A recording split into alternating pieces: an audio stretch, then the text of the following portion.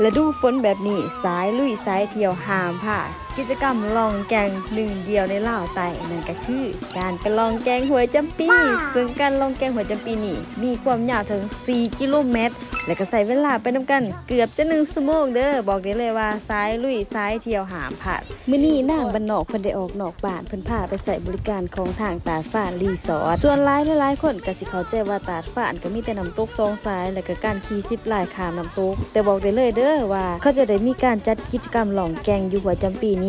เป็นปีที่2แล้วเด้อสำหรับค่าใช้จ่ายมันตกอยู่คนละ650 บาทถ้า2คนแม่น850 บาทต่อ2คนสิ่งที่จะได้รับก็คือสตาฟ2คนแล้วก็เสื้อชูชีพหมวกกันกระทบไม้พายผู้ละอันหลังจากที่เฮาแต่งโตใส่อุปกรณ์เซฟตี้แล้วทีมงานของเพิ่นก็ได้พาเฮามาที่จุดสตาร์ทเพื่อกายเกี่ยมความพร้อมแบ่งกันว่าผู้ใดสินั่งเรือลำใดเพราะว่าเรือลำนึงสามารถนั่งได้6 คนรวมทั้งสตาฟแต่ว่าบอกได้เลยว่าปลอดภัยเด้อทริปนี้มีเด็กน้อยมาลองนํบอกได้เลยว่าเด็กน้อยลิ้นได้ผู้ใหญ่ลิ้นดีเด้อ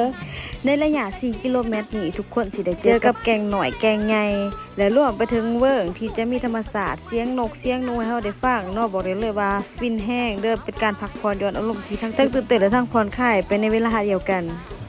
หลังจากที่ลองไปได้ประมาณ2 กิโลเมตรแล้วทางทีมงานเพิ่นก็จะจอดอยู่ต้นมักเดือให้เฮาเนาะทำอิดก็งงๆว่าเอ้าต้นมักเดือมันเป็นต้นอีหยังล่ะบาดนี้เป็นหยังสุดท้ายแล้วก็คือมันก็คือบอนที่เขาจะแขวนสลิงเนาะให้เฮาโหนโดดน้ำต้นน้ำเป็นอีก1กิจกรรมที่ทางทีมงานเขาจะจัดมาให้บอกได้เลยว่าม่วนมันโหแซวแห้งอยู่กิจกรรมลองเรือแบบนี้บอกได้เลยว่าบ่ได้มีตลอดทั้งปีเด้อมันจะมีเฉพาะแต่ช่วงมีน้ำฝนเด้อช่วงเดือน6หาเดือนที่11หรือว่าเดือนที่12แล้วแต่ปีได้น้ำหลายน้ำน้อยถ้าผู้ใดสนใจก็สามารถเข้ามาติดต่อทางตาดฟ้านได้เลยเด้อหลังจากที่พวกเฮาลองแกงมาฮอดจุดสิ้นสุดแล้วทางทีมงานเพิ่นก็เอารถมาถ่าหาเฮาเพื่อกลับไปที่ตาดฟ้านรีสอร์ท